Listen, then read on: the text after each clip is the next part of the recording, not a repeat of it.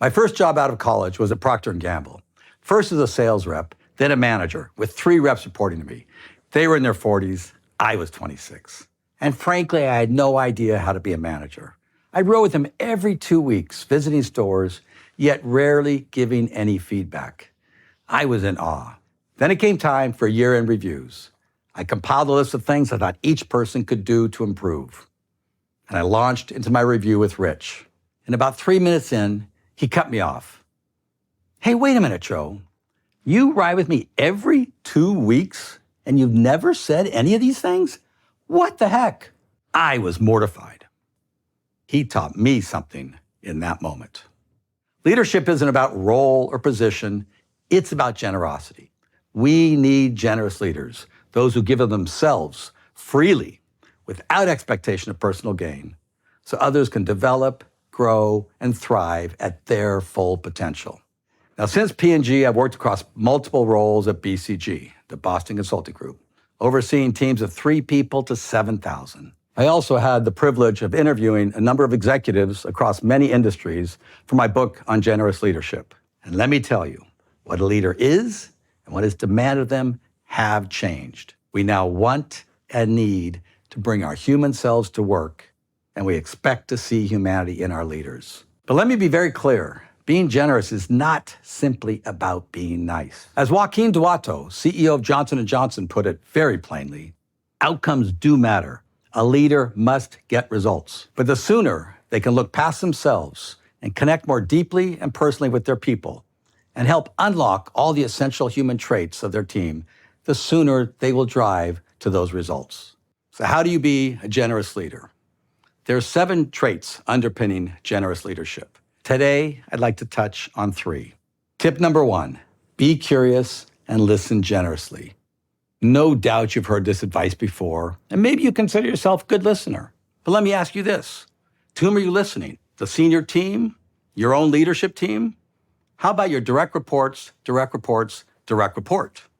Have you asked your assistant for their insights? Generous listeners ignore the traditional barriers of titles and hierarchy. They ask and listen. They listen to learn. And with that respect, they inspire others. Take Scott Kirby, CEO of United Airlines.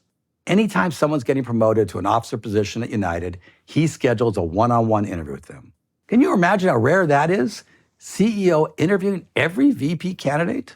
When I interviewed Scott for my book, he recalled sitting down with 3 candidates for Vice President of Operations.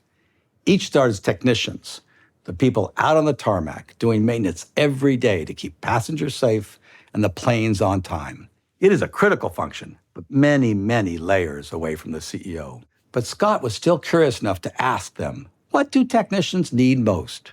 And each of those candidates said the same thing. Sir, we don't have enough spare parts on site. Scott said, that was such an epiphany for me. Our technicians on the front line, of course, want to do well, but when they don't have the spare parts on hand, they can't do their job with pride.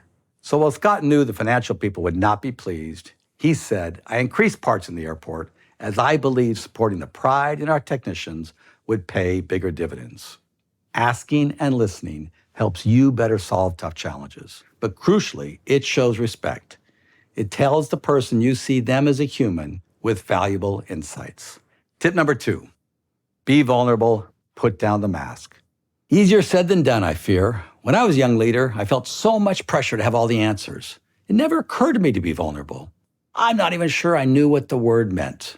And even today, many wonder, what does it mean? Well, here's an example. I was talking with a colleague about his own vulnerabilities. He said that if he sensed his team was getting lost and they might ask him what to do, and he also didn't know what to do, he would literally get up and leave the room rather than say, I don't know. Real productive, huh? Finally, one day he thought, this is silly. He stayed in the room and he admitted, I don't know either. And he was astonished at what happened next. The room had erupted with energy and ideas. Since the boss didn't know, it was okay for everyone to move past their fear, their roadblocks, acknowledge their own vulnerability, and get to work figuring it out. Tip number 3, be generous in the moment. In every moment, especially when there's nothing for you to gain. That's the true definition of generosity. I was talking to a leader at one of the most prestigious firms in the world. He recalled sitting in a gorgeous conference room with a view of the city that doesn't quit, with 9 other leaders deciding the fate of today's young interviewees. First candidate, great interview scores, super grades, solid resume, she's in. Number 2, average across the board, that's a no. Number 3, knocked it out of the park on the interviews, top scores across the board. Wow, someone said, we don't see this very often. Wait a minute, another person spoke up. He has a mid 2.0 college GPA.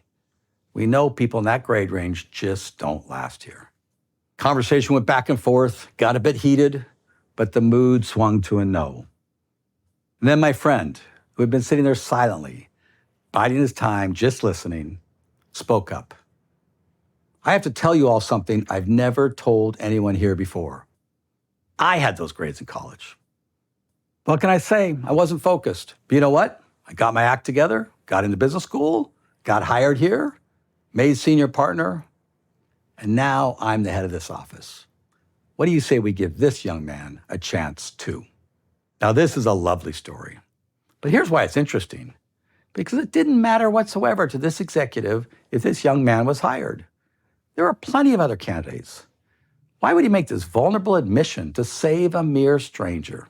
Because that's what it means to be generous in the moment, to take each and every opportunity you get to help others grow and thrive at their full potential, even when you personally have nothing to gain. Generosity is what will move you from the good manager category to an exceptional leader. Your people are not only motivated by your dazzling strategies, your brilliant plans, your inspiring targets and metrics. When they see you bring your full heart into your leadership and share your humanity, that is when they will follow you anywhere. Thank you for listening.